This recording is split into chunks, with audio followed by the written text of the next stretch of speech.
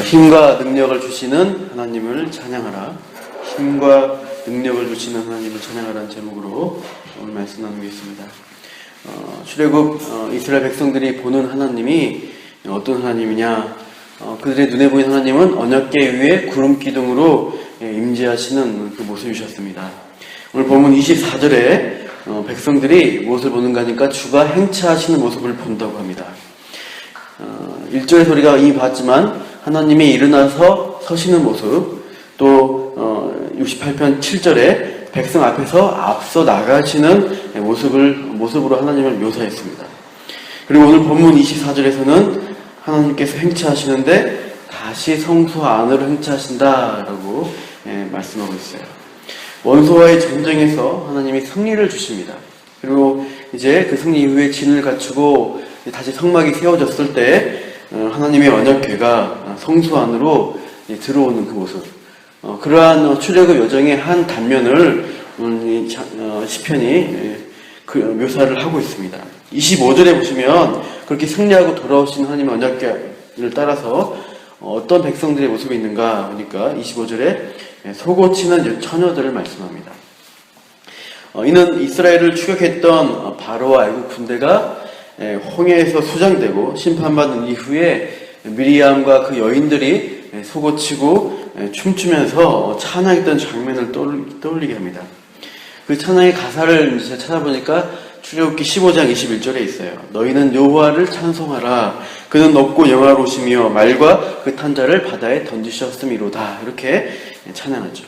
오늘 본문에서 이렇게 노래한 자들이 마치 이제 그 승리 이후에 언약궤 행차를 따라가면서 찬양을 합니다. 노래하는 자들은 앞서고 악기 연주하는 속옷치는 자들은 뒤따르면서 이렇게 찬양으로 나아가는 모습이에요. 시편 68편은 다윗의 시편이라고 하는데요. 다윗에게는 아마 이 승리의 장면, 찬양의 장면이 골리앗을 자기가 죽였을 때 있었던 것이 연상되었을 것입니다. 여호와 이름을 의지하여서 그 블레셋의 최고의 용사인 골리앗을 상대로 이 어린 소년이 물맷돌 들고 나가서 승리를 거두게 돼요. 그 승리 이후에 이스라엘 여인들이 어떻게 합니까?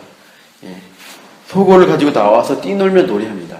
그때 사울은 천천히 다윗은 마음만이라도 하면서 했던 그 승리의 찬양을 다윗은 영원히 잊어버리지 않고 있는 거예요.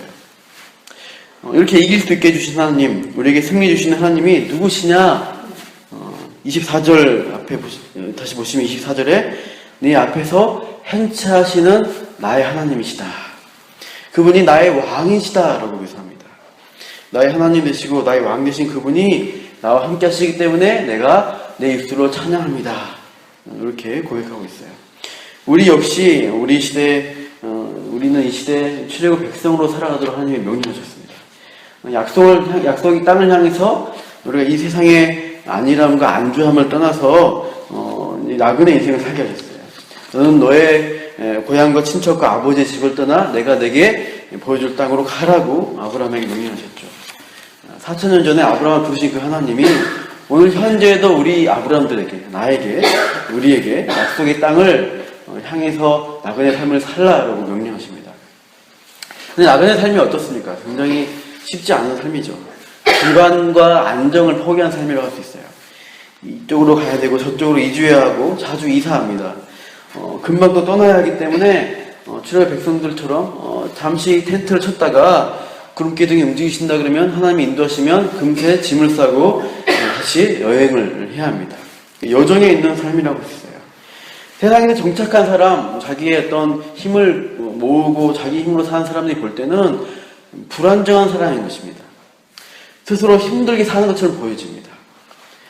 그러나 하나님의 인도로 이 광야의 길을 걷는 백성들은 이 성경에서는 뭐라 그래요? 이미 승리하는 백성, 승리가 약속된 백성이라고 해요.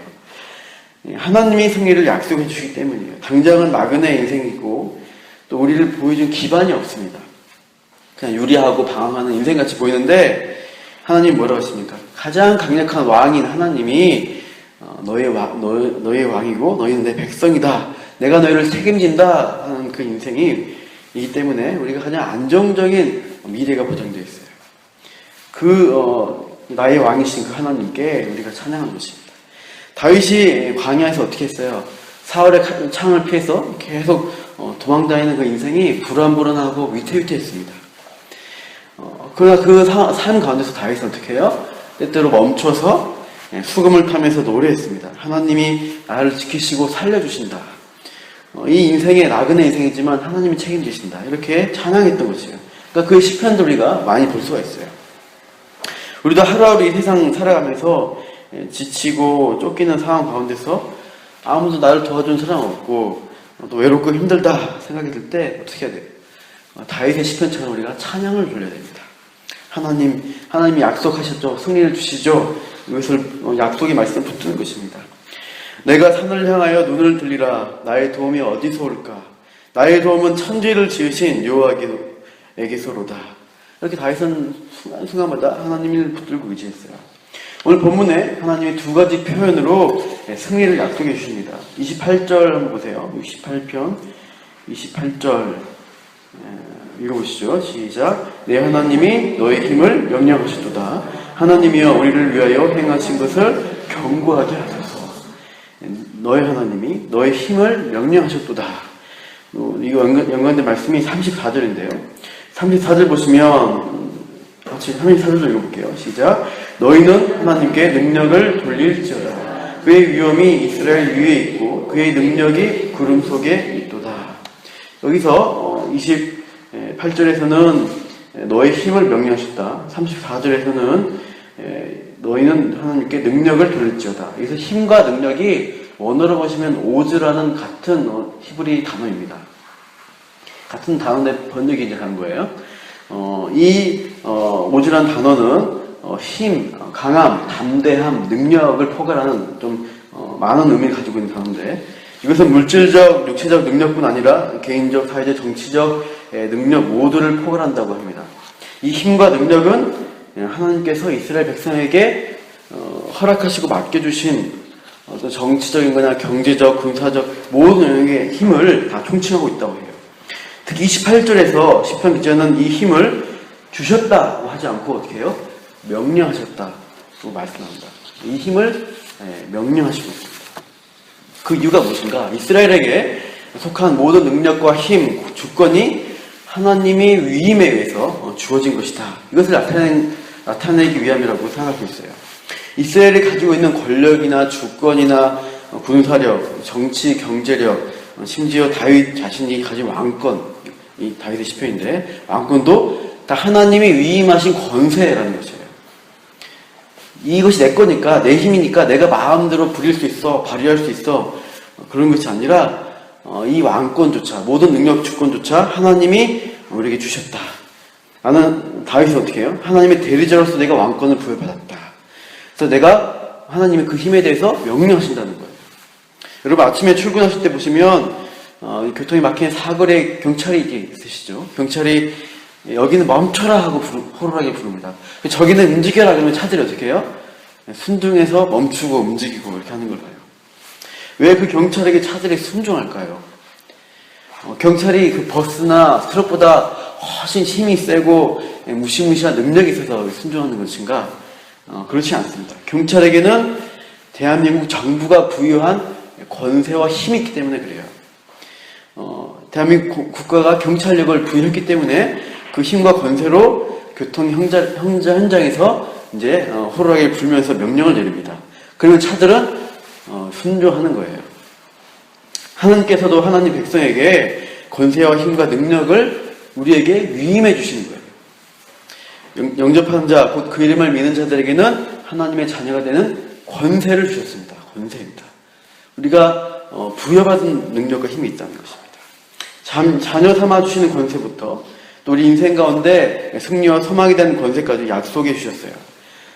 그러나 이 권세가 우리에게서 나오는 것이 아니니까 권세의 근원이신 하나님의 뜻을 기다릴 수가 있어야 합니다. 아무 때나 주시는 게 아니에요. 당장 광야에 있는 출애굽 백성들에게 아무 때나 그들이 원한다고 해서 물을 주시고 고기를 주시지 않습니다. 하나님이 약속한 시간이 되고 약속한 날에 만나를 내려주시잖아요. 고기를 주시잖아요. 그것을 통해서 하나님이 너희 생명의 주권자시고 너희를 보호하시고 이끄시는 분이시다.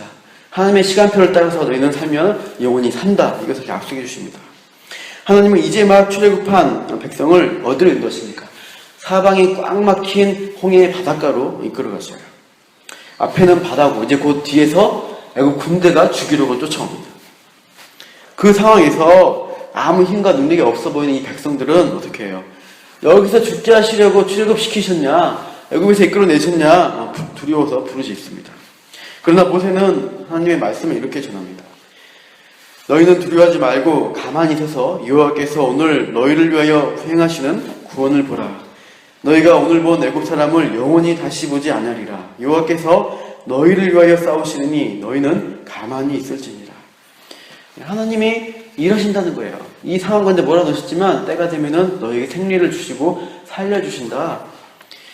하나님의 때가 되면은 하나님의 힘과 능력을 보여주셔서 이 이스라엘 백성이 참으로 하나님께 속한 하나님의 책임지는 인생이라는 것을 증명해 주겠다 하는 것입니다.